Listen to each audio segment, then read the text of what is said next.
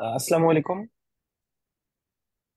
ওয়ালাইকুম যারা যারা জয়েন করছো, আমাকে একটু জানাও যে সব ঠিক আছে কিনা, আমাদের কি স্পষ্টভাবে শোনা যাচ্ছে কিনা আমাকে এবং নামিরাকে।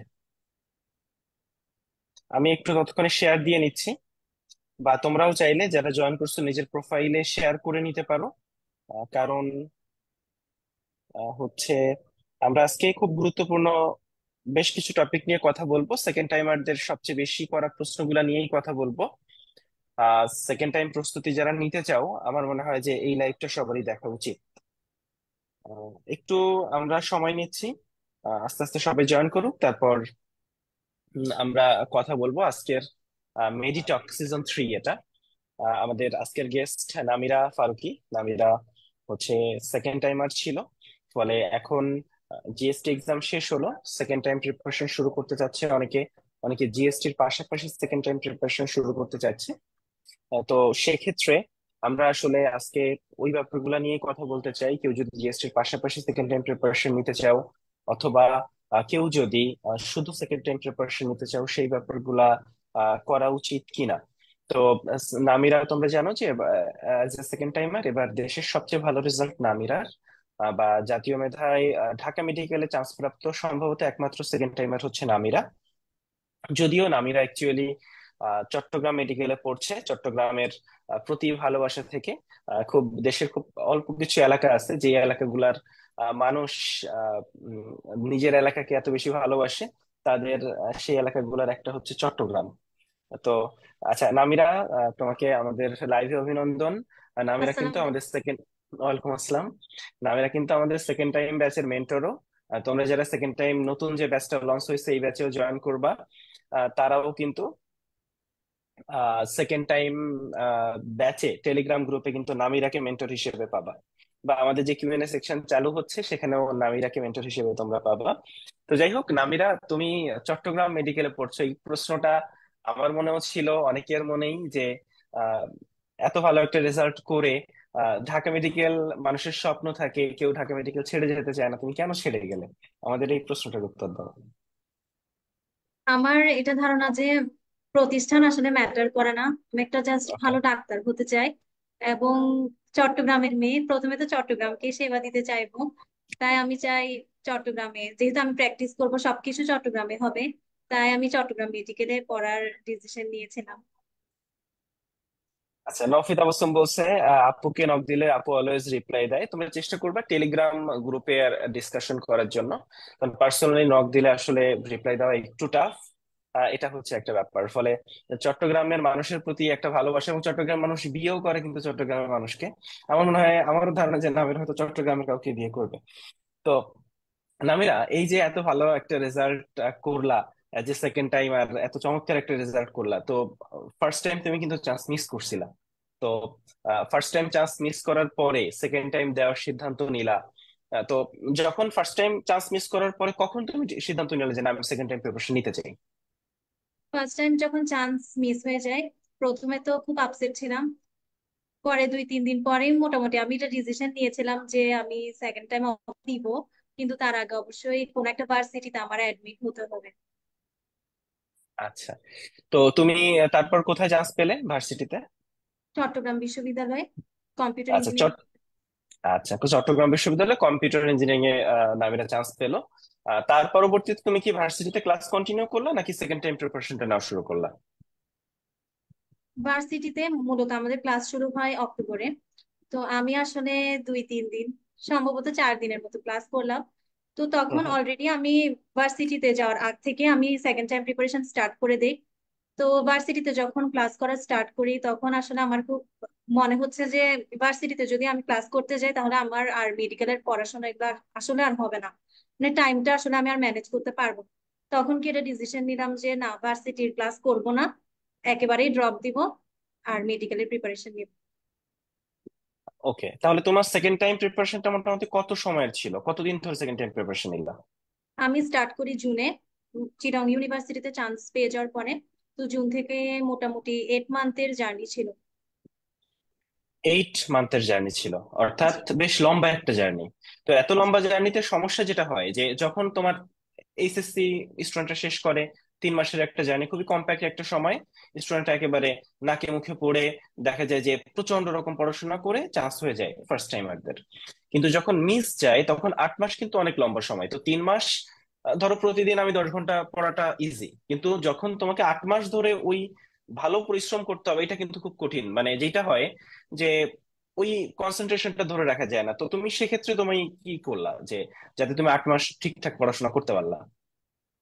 ধৈর্য ধরাটা খুবই জরুরি, কারণ ধৈর্য না ধরলে পড়ালেখা আসলে হবে না। তো আমি ধৈর্য ধরে পড়ার চেষ্টা করেছি, এবং আম, প্রথম থেকেই এক্সাম বেঁচেছিলাম, ক্লাস করেছি। তো ওখানে ডেইলি এক্সাম গুলো সবসময় দেওয়ার ট্রাই করতাম, যার কারণে পড়ায় রেগুলারিটিটা অলওয়েজ থাকতো। এবং আমি কখনো পড়ায় গ্যাপ দেওয়ার ট্রাই করিনি, কারণ গ্যাপ দিলে আর পড়াটা মানে ঠিকভাবে হয় না, প্রিপারেশনটা ভালো করে হয় না। এবং নিজেকে সবসময় মোটিভেট করেছি যে না, আমার আর লাস্ট চান্স, তাই আমি এটার জন্য সবচেয়ে ভালো করে প্রিপারেশন নিব। মাঝে মাঝে হতাশা কাজ করতো, কিন্তু নিজেকে নিজেই মোটিভেট করতাম, নিজের সাথে নিজেই কথা বলতাম। এভাবে আসলে 8 মান্থসটা পার হলো। এবং আমাদের এক্সাম নিয়েও একটা সমস্যা ছিল, যে আমাদের এক্সাম একবার ডিসেম্বরে, একবার জানুয়ারিতে, একবার ফেব্রুয়ারিতে এইভাবে বলছিল। তো ওই সময় আসলে ধৈর্য ধরাটা খুব টাফ ছিল, মানে আর অপেক্ষা করতে পারছিলাম না এরকম ছিল। তাও নিজেকে সামলিয়ে আসলে পড়ে গেলাম। আলহামদুলিল্লাহ একটা ভালো রেজাল্ট হলো। নামিরা একটা চমৎকার কথা বলছে। সেকেন্ড টাইম প্রিপারেশন যারা নেয় তাদের ভিতরে সবচেয়ে বড় সমস্যা আমরা যেটা পাই, সেটা হচ্ছে ধরো 5,000 স্টুডেন্ট সেকেন্ড টাইম প্রিপারেশন নিচ্ছে কথার কথা, বা 10,000 স্টুডেন্ট, এর ভিতর 8,000 স্টুডেন্টই তুমি পাবা যাদের আসলে ওই ধৈর্যটা থাকে না। মানে ওই জার্নিটা 8 মাসে দেখা যায় যে কিছুদিন পড়ার পরে অনেক কষ্ট করলা, অনেক পড়াশোনা করলা, খুব একটা এফোর্ট দিলা, হুট করে মনে হয় যে আর হচ্ছে না, একটু রেস্ট নিই 2-4 দিন। ওই রেস্ট নিতে যেয়ে দেখা যায় যে 2 দিনের রেস্টে 5 দিন হয়ে যায়। এই জায়গাগুলোতে তোমরা যদি ফোকাস করতে পারো, তোমরা প্রতিদিন, যে কথাটা বলা হয় রেগুলারিটি, তোমরা প্রতিদিন যদি একটা নির্দিষ্ট সময় পড়তে পারো।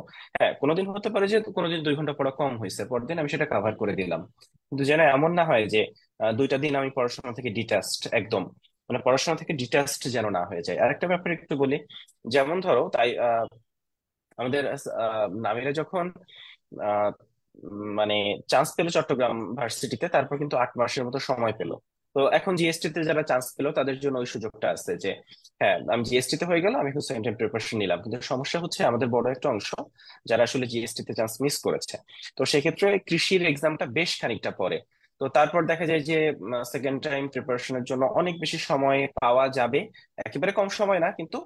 ফলে এখন যারা আসলে জিএসটির পরে প্রিপারেশন নিতে চাচ্ছ তারা চাইলে, কারণ জিএসটির সেকেন্ড টাইম প্রিপারেশন এবং কৃষির প্রিপারেশন মানে 80% সেম। কারণ জাস্ট তোমরা দেখো যে কৃষিতে তোমার বায়োলজিতে হচ্ছে 30 মার্কস, ইংরেজিতে, কেমিস্ট্রিতে, এই জায়গাগুলোতে ফোকাস করা হয় যেগুলো মেডিকেলেও ফোকাস করা হয়। ফলে সেকেন্ড টাইমের সাথে কৃষির প্রিপারেশন অনেকটাই মিল আছে। ফলে তোমরা চাইলে এখন আমাদের নতুন সেকেন্ড টাইম ব্যাচ যেটা, সেটাই জয়েন করতে পারো। ফলে তুমি সাথে সাথে, এবং আমাদের ক্লাসগুলো এমন ভাবেই হবে যে তোমার কৃষির প্রিপারেশনটাও হবে, এবং সাথে সাথে তুমি কৃষির জন্য যদি ম্যাথটা দেখে নাও, ফিজিক্সের ম্যাথ গুলো দেখে নাও, আর সেটা তোমার জন্য চমৎকার একটা ব্যাপার হতে পারে। নামিরা, অনেকে যেটা জিজ্ঞেস করে সেটা হচ্ছে আহ, অনেকের রেজাল্টে জিপিএ একটু কম আছে। তো সেক্ষেত্রে অনেকে বলে যে ভাই আমার 5 কম, 7 কম, 10 কম, আমরা 13, 14, 15, 17 কম এমন স্টুডেন্টও পাই। তো তোমার 5 মার্ক কম ছিল। তো প্রথমে আমাকে একটু বলো যে এই যে 5 মার্ক কম, এই জিনিসটা কি তোমার মাথায় হিট করতো যে আমার তো 5 মার্ক বেশি তোলা লাগবে, এটা আমি কিভাবে তুলবো? ফার্স্ট টাইমারদের তুলনায় আমার 5 মার্ক বেশি, মানে বেশি লাগবে। এই 5 মার্ক তোমাকে আসলে দুশ্চিন্তায় ফেলে দিছিল কিনা? আচ্ছা, 5 মার্ক কম এটা আসলে আমি কখনো মাথায় রাখিনি। এন্ড ফার্স্ট টাইম আমাদের মতোই করে প্রিপারেশন নিয়েছি। আমি ভেবে নিয়েছিলাম যে না, আমার কোনো মার্ক কাটা যাবে কি যাবে না আমার ওটা চিন্তায় থাকতো না। এবং আমি এটা মনে করতাম যে হয়তো আমি আরো বেশি যোগ্য, তাই হয়তো আমার 5 মার্কসটা কাটা যাচ্ছে, এভাবে আমি চিন্তা করে নিতাম। আর এভাবে প্রিপারেশন নিয়েছিলাম, কারণ 5 মার্কের এই ব্যাপারটা যদি মাথায় আসে, তাহলে অনেক বেশি হতাশা কাজ করে তখন। তাই ওই জিনিসটাকে অ্যাভয়েড করার জন্য আমি 5 মার্কটা চিন্তা করতাম না। একদম, মানে আমরাও একই কথা বলি যে তুমি যদি পড়াশোনা করো, তোমার যদি প্রিপারেশন ভালো থাকে, তাহলে 5 মার্ক কোনো ব্যাপার না, 10 মার্কও কোনো ব্যাপার না। এবছর আমাদের অনেক স্টুডেন্টই আছে, আমাদেরই আছে যে যারা 10 মার্ক কেটে, অর্থাৎ বিভিন্ন সরকারি মেডিকেল বা ডেন্টালে আগের বছর চান্স প্রাপ্ত ছিল, তারা চান্স পেয়েছে। ফলে আমার মনে হয় যে নাম্বারের দিকে না তাকায়, যে আমাকে, এবং ইভেন তুমি যে কোনো এক্সামে আমি কত পাচ্ছি এটা তুমি কখনো খেয়াল করবে না, তুমি সবসময় খেয়াল করবে যে আমি যেন বেস্ট এফোর্টটা দিতে পারি, বা এতজন এক্সাম দিছে আমার পজিশনটা কেমন। কারণ নাম্বার নিয়ে বেশি দুশ্চিন্তা করতে গেলে, কারণ কখনো প্রশ্ন সহজ হয়, কখনো প্রশ্ন কঠিন হয়।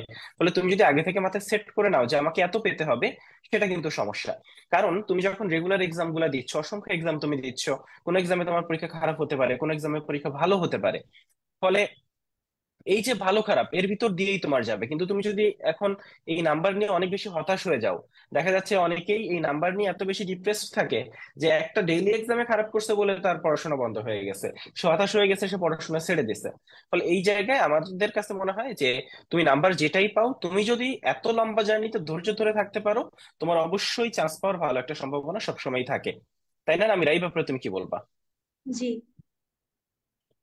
আচ্ছা, ঠিক আছে। আচ্ছা, নামিরা এইটা বলো যে মানে সবচেয়ে বড় কোশ্চেন, বার্নিং কোশ্চেন, যে এবার অন্যান্য রাইটারের বই থেকে কিন্তু আহ, মানে কোশ্চেন আসছে অ্যাকচুয়ালি। ফলে অন্যান্য রাইটার, মানে এখন স্টুডেন্টরা অনেকে বলে যে ভাইয়া তাইলে কি এখন আলিম স্যার বই পড়বো, মানে ধরো বোটানির কথা বলতেছি। তো এই ক্ষেত্রে প্রথমত তুমি কি বইগুলো পড়ছিলা সেগুলো একটু বলো। মূল বই, এক্সট্রা রাইটার বা এক্সট্রা রাইটার ডিরেক্ট পড়ছিলা, নাকি এক্সট্রা ইনফো গুলো পড়ছিলা, এই ব্যাপারে একটু জানাবো। আমি মূলত মেন বইটাই ভালো করে পড়েছি, একদম বুঝে বুঝে পড়েছি। আর এক্সট্রা রাইটারে আমি কোনো বই পড়িনি, এক্সট্রা ইনফো একটা বই ছিল, ওই বইগুলা পড়েছিলাম। ওখান থেকেই মূলত আমার, যখন আমি মেডিকেলের কোয়েশ্চেন গুলাতে আনসার করি, তো দেখা যায় যে একদম কমন আসেনি, মানে হাসান স্যার থেকে কিন্তু কমন আসেনি। তো কিন্তু বেসিক যদি ভালো থাকে, তাহলে আমি তখন, তাহলে আনসার করা যায়। যেমন 8-9টাও যদি কোয়েশ্চেন হয় এক্সট্রা রাইটার থেকে, তাও যদি তোমার বেসিক ভালো থাকে, মেন বইটা ভালো করে পড়া থাকে, তাহলে কিন্তু সেখান থেকে 6-7টাও আনসার করা সম্ভব। এবং আমি আনসার করার সময় অপশন টেস্ট করে করে আনসার করছিলাম, যে হ্যাঁ এটা তাহলে এ নাম্বারে তো এরকম হচ্ছে, তাহলে এটা হবে না, এই অপশনটা বাদ, বি নাম্বারে এমন হচ্ছে, এভাবে আমি অপশন টেস্ট করে আনসার করেছিলাম। এবং আলহামদুলিল্লাহ শুধু 2টা আমার এমসিকিউ ভুল হয়। একদম। এখানে মেডিকেল ভর্তি পরীক্ষায় তুমি যখন প্রশ্ন হাতে পাবা, কখনোই এমন তো না যে তোমাকে অপশন, মানে প্রশ্ন দিছে অ্যান্সার লিখতে হচ্ছে, এমন কখনো হয় না। এখানে তোমাকে 4টা অপশনের ভিতরে অপশন চুজ করতে হয়। এক্ষেত্রে তুমি যদি পড়াশোনা করে আসো, যে বই থেকেই প্রশ্ন হোক, তুমি প্রশ্ন দেখে, এবং তুমি প্রথমে দাগানোর যে রুলটা, ফার্স্টে তুমি সহজগুলো দাগালা, তারপর যেগুলো একটু কঠিন লাগতেছে তোমার কাছে, তখন তুমি প্রশ্নটা মনোযোগ দিয়ে পড়ো, 4টা অপশন পড়ো, তুমি 2টা অপশন পেয়ে যাবা। যে 2টা অপশন তুমি বুঝতে পারতেছো অ্যান্সার হবে না, তখন তুমি বাকি যে 2টা অপশন তার ভিতর তুমি ইজিলি গেস করতে পারবা। এবং এক্ষেত্রে যেহেতু তোমার পড়াশোনা যদি ভালো হয়, বেসিক যদি ভালো হয়, গেসও ঠিক হবে। এটা নিয়ে ভয় পাওয়ার কিছু নাই। ফলে এই যে জায়গাটা, ফলে এখন নিশ্চিতভাবে কেউ বলে আসতে পারবে না, বা মেডিকেল ভর্তি পরীক্ষা এমন হয় না যে আমি 70টা দাগে আসবো, 70টা পারবো, আমি চান্স পেয়ে যাবো, এটা কখনোই হয় না। তুমি যদি 70টা দাগাও, তুমি নিশ্চিত থাকো যে ওখান থেকে 2 4 5টা 7টা ভুল চলে যাবে। ফলে তোমাকে আসলে যেগুলো সহজ, যেগুলো তুমি নিশ্চিত পারো, সেগুলো তো অবশ্যই দাগাবা। সাথে সাথে এই যে অপশন এলিমিনেট করে 2টার ভিতর একটা, ওই সুযোগগুলো তোমাকে নিতে হবে। তোমার যদি পড়াশোনা ভালো থাকে, তাহলে এর ভিতরেও তোমার অনেকগুলো হয়ে যাবে। ফলে নিশ্চিতভাবে বলা সম্ভব না, চেষ্টা করতে হবে সর্বোচ্চ দাগানোর জন্য। এবং তুমি যদি ভালো পড়াশোনা করো, একটা বই যদি তুমি বুঝে বুঝে পড়ো, একটা কথা খুব প্রচলিত মেডিকেলের জন্য নাকি, বোঝার দরকার হয় না, শুধু টানা মুখস্থ করতে হয়, এটা ভুল। হ্যাঁ, মনে রাখতে হয়, মুখস্থ করতে হয়, এটা যেমন সত্যি, সাথে সাথে বোঝার অনেক জায়গাও আছে। বোঝার জায়গায় আমরা বুঝবো, মুখস্থ করার জায়গা বা মনে রাখার জায়গায় আমরা মনে রাখবো। এটা যদি তুমি ফলো করো, একটা বই যদি তুমি ঠিকঠাক পড়ো, তাহলে তোমার ঢাকা মেডিকেল সহ কোনো মেডিকেল নিয়েই তোমাকে কোনো চিন্তা করতে হবে না। এইটা হচ্ছে সবচেয়ে বেশি ইম্পর্ট্যান্ট।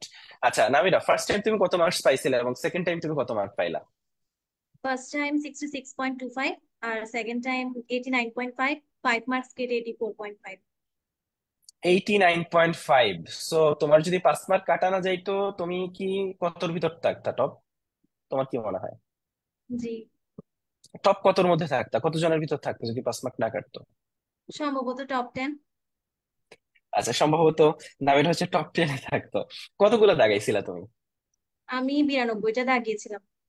92টা দাগাইছিলা, সো 90+। এবং জি। তুমি তাহলে মোটামুটি যা দাগাইছিলা তাই হয়েছে, মানে জি, ভুল যায় নাই মোটামুটি বলতে গেলে। ছিল। 2টা ভুল গেছে। তো এত অ্যাকুরেট কিভাবে, মানে নর্মালি যেটা হয় যে 2 4টা 3টা 4টা তো ভুল যায়, তুমি এত মানে মাত্র 2টা ভুল গেল, মানে তুমি কি যে একটা দাগাও নাই? আহ, মানে ধরো তুমি ফার্স্ট চান্সে কতগুলো দাগাইছিলা? জি, ফার্স্ট চান্সে কয়টা দাগাইছিলা? 75টার মতো দাগিয়েছিলাম। এরপরে আচ্ছা, এগুলো একটু কোয়েশ্চেন হার্ড লাগছিল, তো তখন আমি আচ্ছা, অপশন টেস্ট করে দাগানো স্টার্ট করলাম।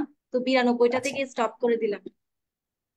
আচ্ছা। অর্থাৎ যে আটটা, ওই আটটা হয়তো তোমার কোনো আইডিয়াই ছিল না, তোমার মনে হচ্ছিল যে এগুলো আমি জানি না একদম, এই জন্য ওগুলা তুমি রেখে চলে জি, আসছো। জি। ওকে। আচ্ছা, ফার্স্ট টাইম তুমি মিস করলা, তো তোমার কি মনে হয় যে ফার্স্ট টাইম তুমি কি কি ভুল করছিলা যার জন্য মনে হলো যে আমি চান্স পাইলাম না? ফার্স্ট টাইম মিস করার সবচেয়ে মেইন কারণ হচ্ছে রিভিশন দিতে পারি নাই একদমই। এরপরে হচ্ছে আমি অনলি মানে শর্ট সিলেবাস পড়ে গেলাম, ফুল সিলেবাসটা তেমন গুরুত্ব দিয়ে পড়লাম না। তো অলরেডি মিস হয়ে গেল আর কি। আচ্ছা, মেইন সমস্যা যেটা হয় যে ফার্স্ট টাইম আসলে সময় অনেক কম থাকে, স্টুডেন্টটা বুঝে উঠতে উঠতেই পরীক্ষা চলে আসছে, মানে এরকম একটা ঝামেলা হয়ে যায়। তো রিভিশন দেওয়াটা খুবই টাফ হয়ে যায়।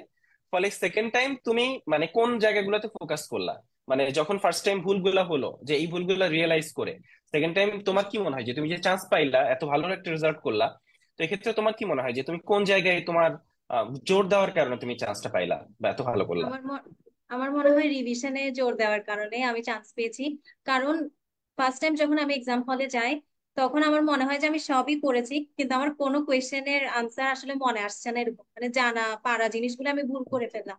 তো সেকেন্ড টাইমে আমি ওই জিনিসগুলোকে কারেক্ট করার চেষ্টা করেছি, বেশি বেশি রিভিশন দিয়েছি। প্লাস যে চ্যাপ্টার গুলো আমার একদমই পড়া হয়নি, যেমন ফুল সিলেবাসের কিছু চ্যাপ্টার ছিল যেগুলো আসলে আমি ফার্স্ট টাইম পড়েই যাই নাই হলে, তো ওই চ্যাপ্টার গুলো আমি ভালো করে পড়ে শেষ করেছিলাম। আচ্ছা। তো স্টুডেন্টরা একটা কোশ্চেন, খুব কমন কোশ্চেন করে যে আপু আপনি কত ঘন্টা পড়তেন, আমার কয় ঘন্টা পড়া উচিত, এই ব্যাপারে কি বলবো? জি, আমি আসলে আওয়ার ভাগ করে কখনো করিনি। আমি অলওয়েজ ডেইলি এক্সাম এগুলা সব এক্সামই ভালো করে দেওয়ার চেষ্টা করেছি। তো ডেইলি এক্সামের আগে যে চ্যাপ্টারটা পড়ার কথা ওটা ভালো করে পড়ে যতক্ষণই টাইম লাগবে, বাট চ্যাপ্টারটা শেষ করে পড়া শেষ করে দেন আমি এক্সামটা দিতাম। আর টাইম ভাগ করিনি। তবে ইংলিশ আর জিকে এই দুইটার জন্য আমি 2 আওয়ার করে টাইম রাখতাম প্রতিদিন। আর বাকিটা আমি যতক্ষণ শেষ না হয় ততক্ষণ পড়তাম। ওকে, তাহলে ইংরেজি এবং জিকে তুমি মোটামুটি প্রতিদিন 2 ঘন্টা করে পড়তা। জি, আর সেকেন্ড টাইমে তুমি যে কাজটা করছো যে প্রচুর রিভিশন তুমি দিছো। জি। আচ্ছা, তো তোমার মনে হয় যে রিভিশন অনেক বেশি দেওয়ার কারণে, এবং আমি নিজেও একটা জিনিস খেয়াল করছি যে স্টুডেন্টরা যারা অনেক বেশি রিভিশন দিয়ে আসে, তখন কি হয় যে ধরো একটা টপিক একটু তুমি খুব ভালো বুঝো না, কিন্তু কয়েকবার পড়ার কারণে তুমি কয়েকবার শুধু টানা পড়ছো, যার কারণে দেখা যাচ্ছে ওই টপিকটাও তুমি কেমন জানি তোমার ক্লিয়ার হয়ে গেছে। তো বারবার পড়লে যেটা হয়, এবং তুমি যখন মূল বইটা বারবার পড়বা বারবার পড়বা, একটা জিনিস যখন তুমি দেখবা যে বইয়ের পেজ উল্টাইতে উল্টাইতে বইয়ের অবস্থাই খারাপ হয়ে গেছে, তখন কি হবে যে বইটা তোমার চোখের সামনে ভেসে উঠবে। একটা প্রশ্ন যখন তোমাকে করবে বা একটা প্রশ্ন যখন আসবে, তুমি দেখবা যে তোমার কাছে বইটাই তোমার কাছে একটা ছবির মতো ভেসে উঠতেছে। এই জায়গাগুলোতে আসলে আমার মনে হয় ফোকাস দেওয়া উচিত। এবং তুমি কোশ্চেন সলভ যেটা, মানে তুমি আচ্ছা তুমি প্রশ্নের মানে তুমি একটা, যখন ধরো আজকে তোমাকে একটা ক্লাস করলাম, ক্লাস করে তোমার কালকে এক্সাম আছে, তো তুমি আসলে ঠিক কিভাবে পড়তা একটা অধ্যায় ফার্স্টে? মানে তুমি একটু বলো যে ওভারঅল আজকে তোমাকে একটা অধ্যায় দেওয়া হইলো যে কালকে রাত 10টায় এটার পরীক্ষা, তুমি ঠিক কিভাবে পড়বা, পুরো প্রসেসটা বলো। প্রথমে মেন বই ভালো করে পড়বো, ভালো করে বুঝে বুঝে।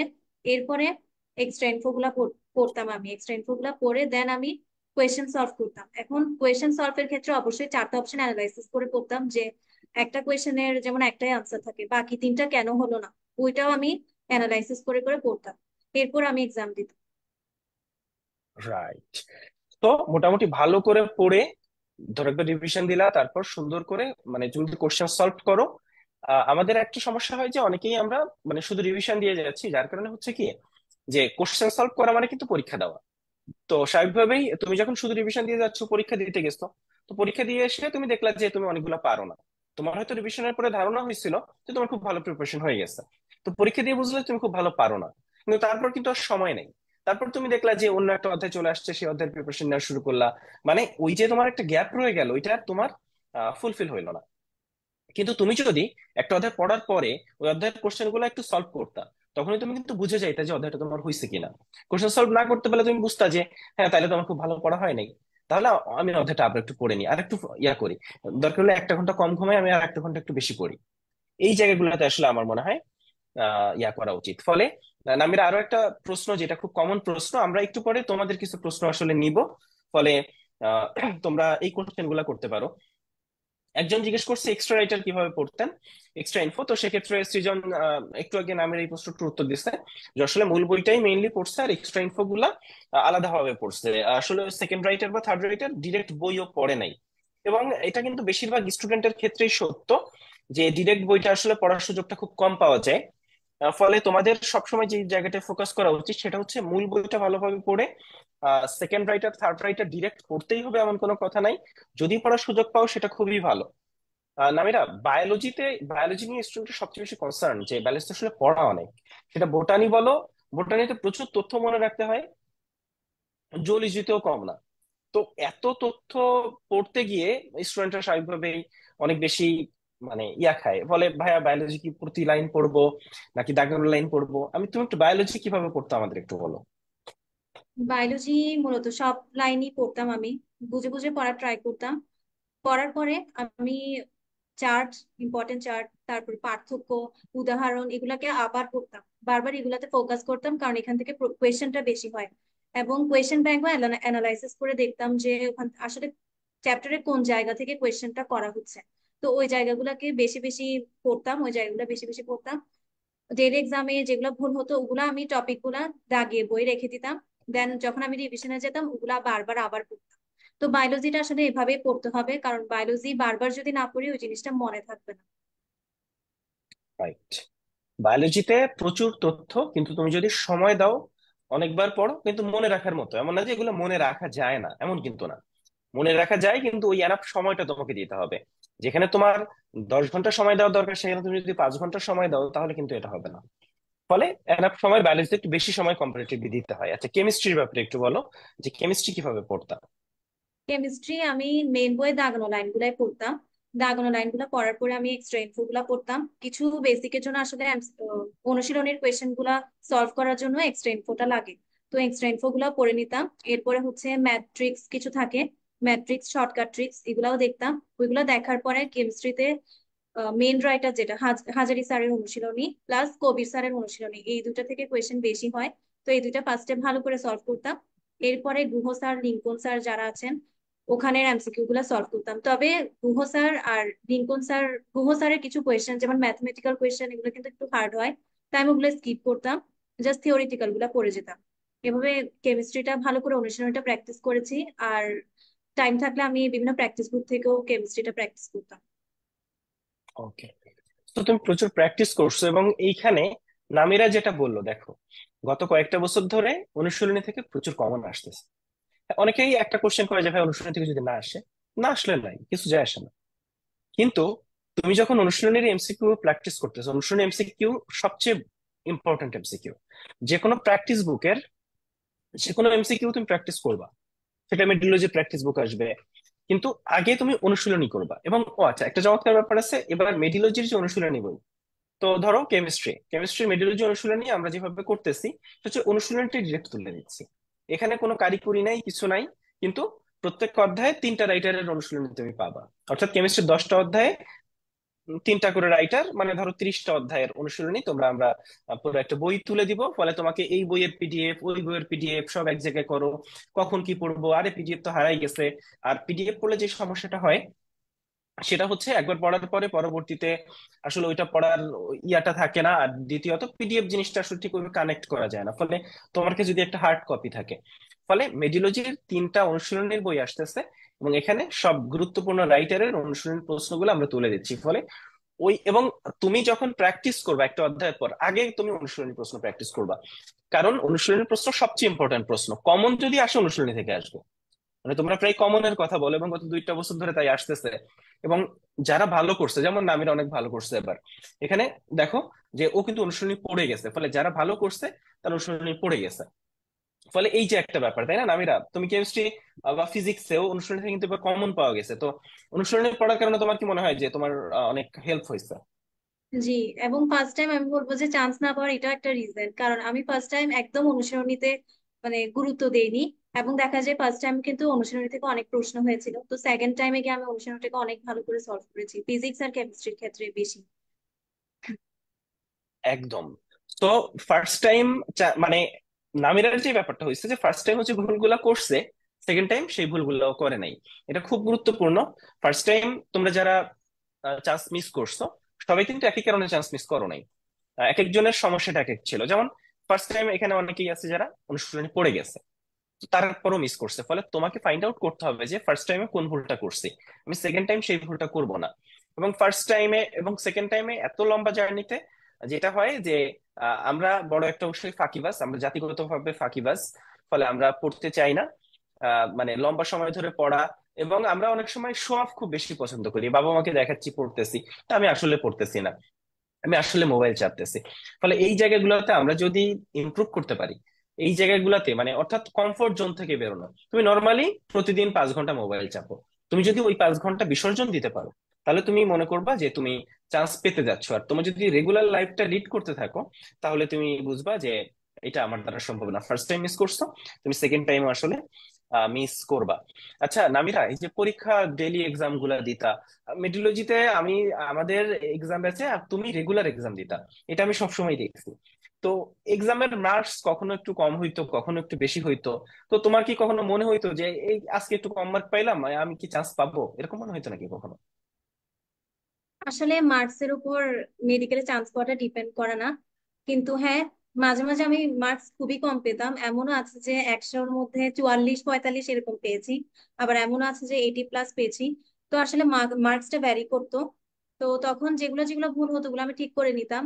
মাঝে মাঝে মনে হতো যে হয়তো চান্স মিস হয়ে যেতে পারে, আবার মাঝে মাঝে মনে হতো না, এমনটা হবে না কখনো, আমি চেষ্টা করে যাব। এবং ফার্স্ট টাইম থেকে আমার এক্সপিরিয়েন্স আছে যে কোচিং এর মার্কস আসলে ডিপেন্ডটা করে না, কারণ কোচিং এ অনেক ভালো মার্কসই পেতাম, বাট ফার্স্ট টাইম তো চান্স পাইনি। তা আমি বলবো যে কোচিং এর মার্কসটা আসলে ওইটা আমরা ভালো করব কি করবো না, ওইটা আমাদের, ওইটা না ভেবে আমাদের এটা ভাবা উচিত যে কি কি ভুল হয়েছে ওগুলো আমাদের আইডেন্টিফাই করে ওই টপিক গুলো ভালো করে বারবার রিভিশন আনতে হবে। তুমি বললে যে ইংরেজি এবং সাধারণ জ্ঞান তুমি মোটামুটি প্রতিদিন 2 ঘন্টা পড়তা। তো এক্ষেত্রে ইংরেজির ক্ষেত্রে তুমি একটু বলো যে ইংরেজির ধরো দুইটা ভাগ আছে, একটা হচ্ছে গ্রামেটিক্যাল আর একটা হচ্ছে ভোকাবুলারি। তো গ্রামেটিক্যালটা তুমি কিভাবে পড়তা, ভোকাবুলারিটা তুমি কিভাবে পড়তা, ইংরেজি নিয়ে একটু ডিটেলসে বল। ইংলিশের ক্ষেত্রে প্রথমে যদি গ্রামার পার্টের কথা বলি, গ্রামার পার্টে হচ্ছে আমি যে কোনো একটা টপিক, প্রতিদিন একটা টপিক সিলেক্ট করতাম, ওটা পড়তাম, ওটা রুলস গুলা সবগুলা পড়ে নিতাম। এরপরে মেডিকেল, ডেন্টাল, ভার্সিটি আর হচ্ছে বিসিএস, এই 4 জায়গার কোয়েশ্চেন গুলো আমি সলভ করতাম, রুলস গুলা বুঝে বুঝে সলভ করতাম। এরপরে ভোকাবুলারি ক্ষেত্রে আসলে একটা সবচেয়ে বড় সমস্যা হচ্ছে ভোকাবুলারি পার্টটা মনে থাকে না।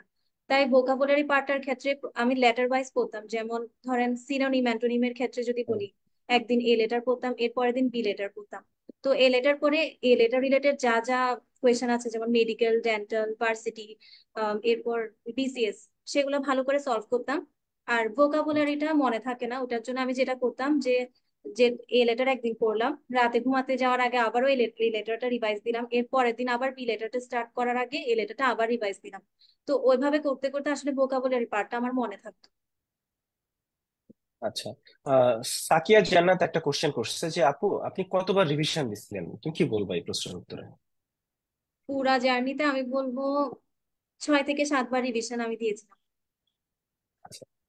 আচ্ছা, তো 6 থেকে 7 বার বলতে এটা আসলে একটা রাফ আইডিয়া, কারণ রিভিশন জিনিসটা আসলে ওইভাবে বলা খুবই কঠিন যে কতবার রিভিশন দিছি। কারণ একটা জিনিস আমরা এখন আবার পড়লাম, আবার হয়তো 2 দিন পরে আবার একটু পড়া হয়। কিন্তু ওভারঅল মানে 6 থেকে 7 বার ও যেটা বলছে যে খুব ভালোভাবে হয়তো 6 থেকে 7 বার ও রিভিশন দিছে। ফলে এই জায়গাটাই তোমরা একটু খেয়াল করবা। আচ্ছা, এখানে আমরা মনে হয় যে এখন কিছু কোশ্চেন নিতে পারি তোমাদের, যার যা কোশ্চেন আছে সেইটা। আচ্ছা, কারো কি ফার্স্ট টাইম কোথাও চান্স না পেয়ে সেকেন্ড টাইম মেডিকেলে হয়েছে? এই প্রশ্নটা আমি একটু দিতে চাই যে ফার্স্ট টাইম চান্স না পেয়েও সেকেন্ড টাইম মেডিকেলে হয়েছে। ডিএমসি তেই হয়েছে গত বছর। আমাদের আমি নাম ভুলে গেলাম, আমাদের স্টুডেন্ট জুলেখা। জুলেখা হচ্ছে ফার্স্ট টাইম কোথাও চান্স পাইছিল না, সেকেন্ড টাইম চান্স পেয়েছিল, কিন্তু সব জায়গায় আসলে এক্সাম দেয় নাই। তো এটা আসলে সম্ভব। তবে আমার মনে হয় যে যাদের এক্সাম দেওয়ার সুযোগ আছে এক্সামটা দাও। একটা পাবলিক এক্সাম দেওয়ার যে অভিজ্ঞতা সেটা সবসময় তোমার জন্য কাজে লাগবে। এক্সাম দেওয়ার সুযোগ থাকলে দিতে পারা উচিত। শুধু মেডিলজি এক্সট্রা ইনফো পড়লে হবে কিনা, হ্যাঁ, মেডিলজি এক্সট্রা ইনফো পড়লে পুরোপুরি হবে কিনা দেখো, এই গ্যারান্টি তো আমরা দিতে পারি না, কারণ কোশ্চেন তো আমরা করি না। ফলে যে ধরো বাইরে থেকে 5টা প্রশ্ন আসলো, 5টাই তুমি পারবা। তবে হ্যাঁ, আশা করি 5টা প্রশ্ন আসলে 3টা 4টা প্রশ্ন হয়তো তুমি কমন পাবা। এবং যদি তুমি নাও পাও, ধরো তুমি 4টা বলছি সেখানে 3টা পাইলা, এতে কিছু যায় আসে না। তোমার চান্সটা পাওয়া নির্ভর করবে তোমার বেসিকটা কেমন, তুমি কতটুকু পড়াশোনা করছো, তুমি মূল বইটা ভালোভাবে পড়ছো কিনা। এক্সট্রা ইনফো নিয়ে একটা হাইপ সবসময় ক্রিয়েট করা হয়, তোমাদের একটা সময় ভয়ে রাখা হয়। আমি বলবো যে এই ভয়টা পাইও না। দিন শেষে তুমি যদি যোগ্য হও, তুমি যদি ভালো পড়াশোনা করো, অন্য কোনো পারিপার্শ্বিক এই যে ব্যাপারগুলো, আমি এক্সট্রা ইনফো পড়ছি কিনা, আমি এইটা করছি কিনা, ওইটা করছি কিনা, আমি রাতে পড়ছি কিনা, সকালে পড়ছি কিনা, এই ব্যাপারগুলো খুব লেইম ব্যাপার, খুব ছোটখাটো ব্যাপার। দিন শেষে ভালো পড়াশোনা করলে তুমি যাই হোক তুমি চান্স পাবা। তোমার যদি বেসিক স্ট্রং থাকে, তুমি যদি অ্যাকচুয়ালি চান্স পাওয়ার মতো, এবং ডেইলি এক্সাম গুলাতে ভালো করার চেষ্টা করো।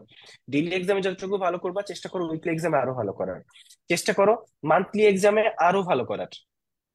আচ্ছা, এই জায়গাগুলোতে তুমি যদি মানে ফোকাস রাখতে পারো, তাহলে আমার মনে হয় যে নামিরা তুমি চট্টগ্রামেই কোচিং করছো, তোমার বাসা চট্টগ্রামে ছিল, তুমি চট্টগ্রামেই কোচিং করছো। ফলে এখানে জি। একটা ব্যাপার হয় যে আহ, মানে অনেকে ঢাকায় চলে আসতে চায়। অনেকেই, আমি চট্টগ্রামের বা চট্টগ্রামের অনেকে যারা একটু দূরের, তারা অনেকে দেখি যে ঢাকায় চলে আসে কোচিং করতে। তো তোমার কি কখনো মনে হয়েছে যে আমি ঢাকায় আসা উচিত বা ঢাকায় আসলে ভালো হবে? না, এটা কখনো মনে হয়নি। কারণ নিজের জায়গা থেকে করতে পারলে আরো তোমার সুবিধা, অন্য জায়গায় গিয়ে আরো স্ট্রেসে পড়তে হয় যে ওখানে গিয়ে কিভাবে করব, সবকিছু কিভাবে করবো, আবার পড়ালেখা আছে। তাই নিজের জায়গায় থেকেই কোচিং করাটাই বেটার। True. এই ব্যাপারে আমি একটু বলি যে আমরা যখন প্রিপারেশন নিতাম তখন মেডিকেল অ্যাডমিশন প্রস্তুতি কি আমরা জানতাম না, আমাদের কোনো আইডিয়াই ছিল না। কিন্তু এখন অনলাইনে ইউটিউবে এত এত মেডিকেল অ্যাডমিশন প্রস্তুতির ক্লাস তুমি ফ্রিতে পেয়ে যাবা। তুমি মানে অনলাইনে ট্রুলি সেইং, তুমি ইউটিউব দেখেই কারো পক্ষে মেডিকেল প্রিপারেশন নেওয়া সম্ভব।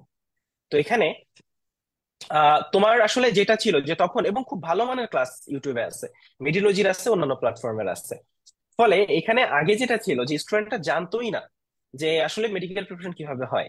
ফলে তখন একটা ব্যাপার ছিল যে না, আমি যে এলাকায় আছি তার তুলনায় ঢাকায় ভালো টিচার আছে, ফলে আমাকে ঢাকায় যেতে হবে। এখন ব্যাপারটা এরকম নাই। এখন অনলাইনের জন্য তুমি অনলাইনে মেডিলজি সহ এমন কিছু প্ল্যাটফর্ম পেয়ে যাবে যাদের কোর্সের কোয়ালিটির মান, তুমি বাংলাদেশের যে কোনো প্রত্যন্ত এলাকা থেকে কোচিংটা করতে পারবা, যাদের যে ক্লাসের মান সেটা ঢাকার সাথে তুমি তুলনা করতে পারবা, তাদের থেকে ক্ষেত্র বিশেষে কখনো কখনো ভালো হতে পারে। ফলে এই জায়গায় এখন এসে ওই ব্যাপারটা আর নাই। ফলে যারা আসলে বাসায় থাকতেছো, তোমার যদি ওই সুযোগটা থাকে, তুমি বাসায় থেকেই কোচিং করো, বাসায় থেকে। কারণ নতুন একটা পরিবেশে আসলে সেখানে খাপ খাওয়ানো, অনেকেই হচ্ছে আবেগের বশে আমরা চলে আসি। ধরো এরকম যে আমার পাশের বাসার কেউ একজন চান্স পাইছে ঢাকায় এসে, তাহলে আমাকেও ঢাকায় যেতে হবে। ব্যাপারটা এভাবে কাজ করে না। ব্যাপারটা এভাবে কাজ করে যে যারা পড়াশোনা করে তারা চান্স পায়, যারা পড়াশোনা করে না তারা আসলে চান্স পায় না। আচ্ছা। আহ আচ্ছা, লাকি আক্তার একটা প্রশ্ন করছে যে আপু আমি সবই পড়ি আর পিআরপিও ভালোই থাকে, প্রিপারেশনও ভালোই থাকে, কিন্তু এক্সাম হলে এক্সাম খারাপ হয়, কি করব? নামিরা। জি। এক্সাম হলে আসলে আমাদের মধ্যে খুব নার্ভাসনেস কাজ করে, এবং হুম, হুম। সেটার জন্য তোমার থেকে খুব কুল মাইন্ড, খুব ঠান্ডা মাইন্ডে পরীক্ষাটা দিতে হবে। তা আমি যদি আমার এক্সপিরিয়েন্স শেয়ার করি, ফার্স্ট টাইম যখন পরীক্ষা দিতে যাই, হলে কোয়েশ্চেন দেখার খুব তাড়াতাড়ি আমি খুব নার্ভাস হয়ে যাই, এবং কোনো কিছু আসলে বুঝতেছিলাম না যে কিভাবে দাগাবো। এরপরে গিয়ে সেকেন্ড টাইমে যদি বলি, দেখা যায় সেকেন্ড টাইমেও কোয়েশ্চেন হার্ডই হয়েছে, কিন্তু খুব একদম চিল মাইন্ডে, খুব ঠান্ডা মাথায় আমি সব কোয়েশ্চেন গুলা দাগাই, এবং আলহামদুলিল্লাহ আমার চান্স হয়ে যায়। তাই তোমাকে বলবো যে অবশ্যই ঠান্ডা মাইন্ডে, একদম কুল মাইন্ডে গিয়ে তুমি পরীক্ষাটা দিবা ঠান্ডা মাথায়, এবং ইনশাল্লাহ তোমার তাহলে পরীক্ষা অবশ্যই ভালো হবে।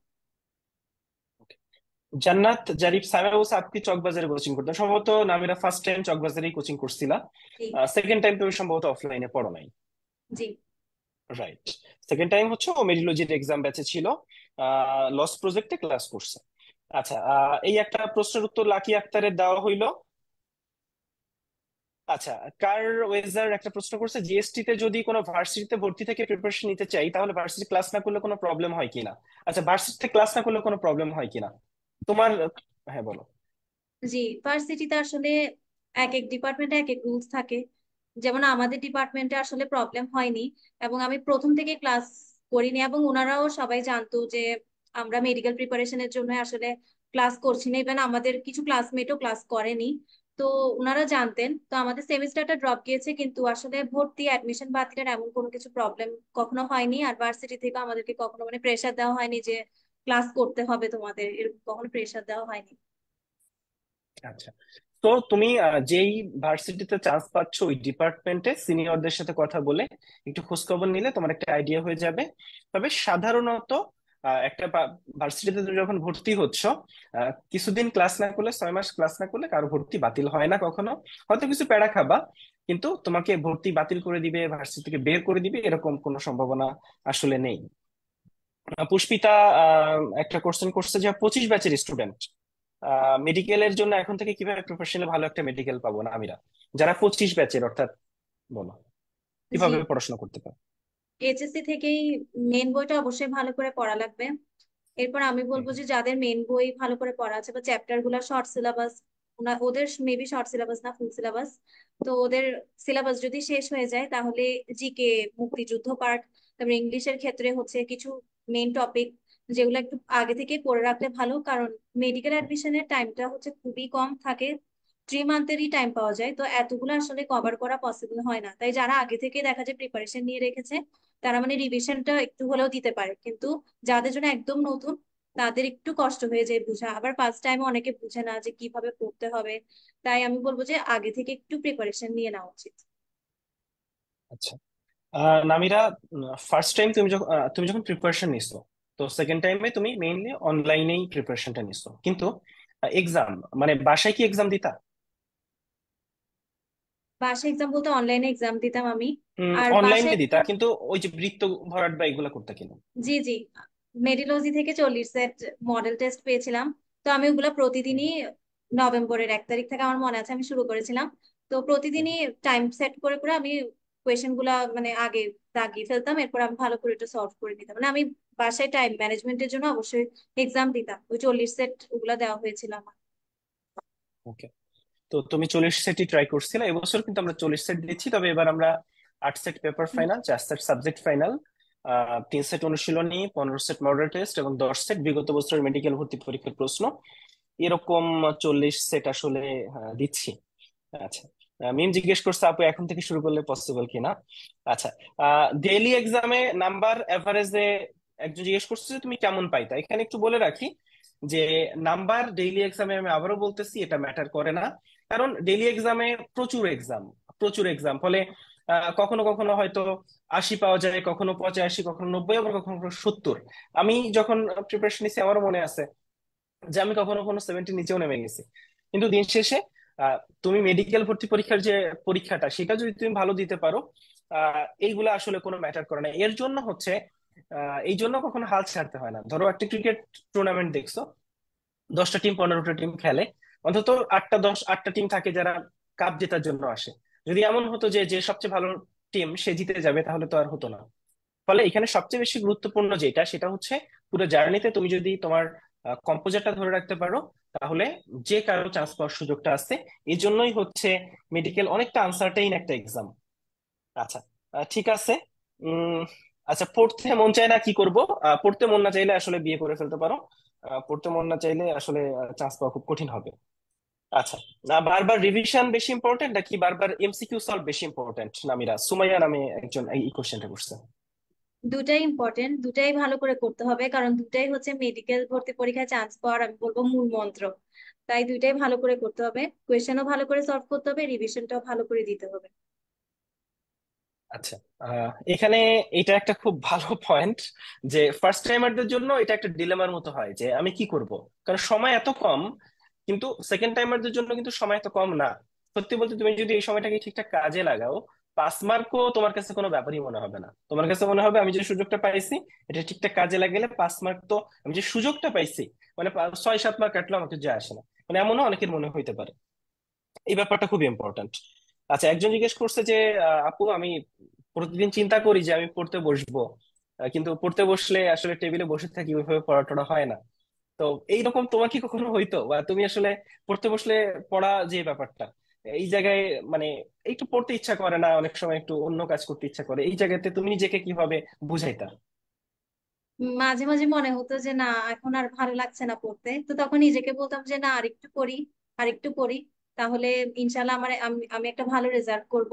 তো মাঝে মাঝে ব্রেক নিতাম, একটু ব্রেক নিতাম, তারপর আবার 10-15 মিনিট পর আবার পড়তে বসতাম, এভাবেই বলতাম, আবার নিজেকে মোটিভেট করতাম যে না, আরেকটু পড়ে নেই, সমস্যা নেই।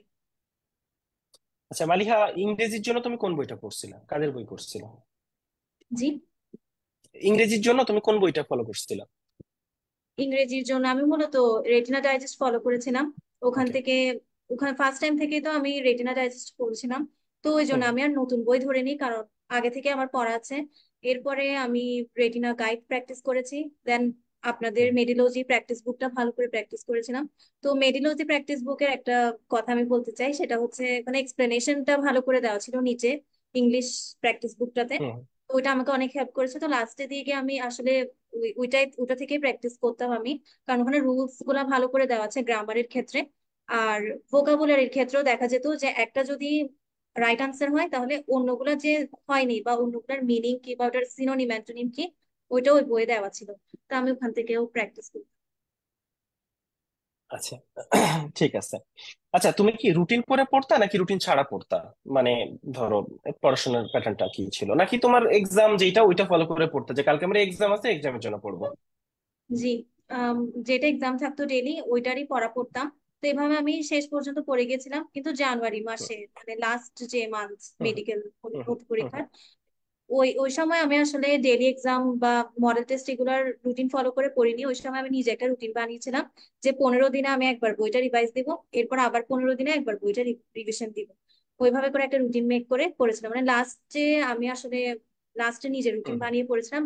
আর এর আগ পর্যন্ত আমি এক্সাম ব্যাচের যে এক্সামের রুটিন ওটাই ফলো করে পড়েছি। ওকে। চমৎকার একটা ব্যাপার যে দেখো, তুমি যখন যে কোনো প্ল্যাটফর্মের সাথে তুমি একটা এক্সাম বেসে ভর্তি হও বা মেডেলজির গোল্ড ডিগার্স 4.2 এস এ ভর্তি হও। আচ্ছা, আমাদের গোল্ড ডিগার্স 4.2 এস এর ক্লাস শুরু হচ্ছে 10 তারিখ থেকে। এবং আমাদের সবচেয়ে বড় যেই সুযোগটা, সেটা হচ্ছে আমাদের হাতে লম্বা একটা সময় আছে।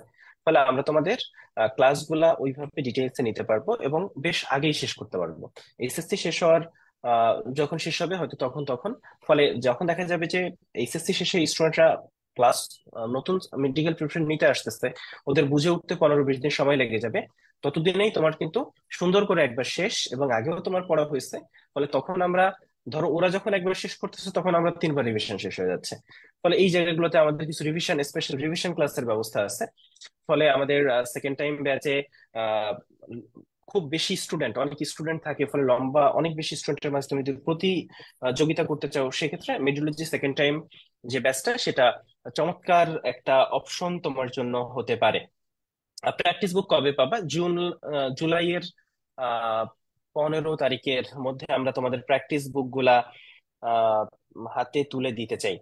আচ্ছা। আচ্ছা, আমি একটু কিছু কোশ্চেন নিই।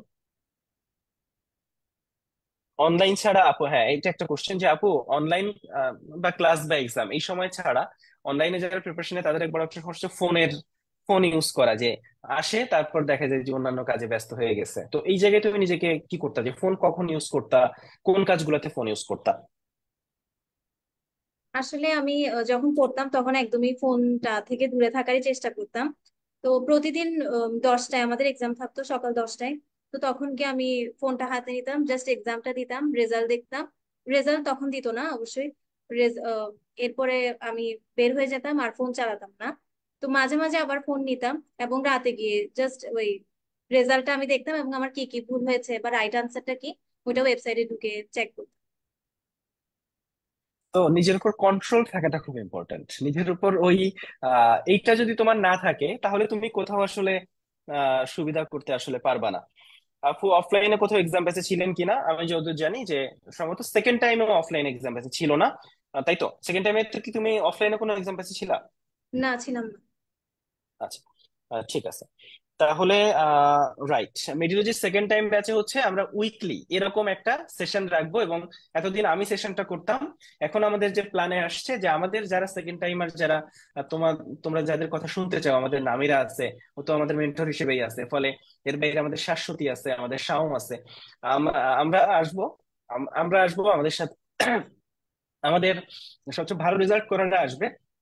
ফলে এই সেশন গুলা, পেইড ব্যাচ গুলাতে প্রতি সপ্তাহে একটা করে সেশন তোমরা পাবা নতুন এই জায়গাগুলোতে। অর্থাৎ এজ এ সেকেন্ড টাইমার আমাদের নতুন যে ব্যাচটা আসছে সেখানে অনেক কিছু ইনক্লুশন হচ্ছে।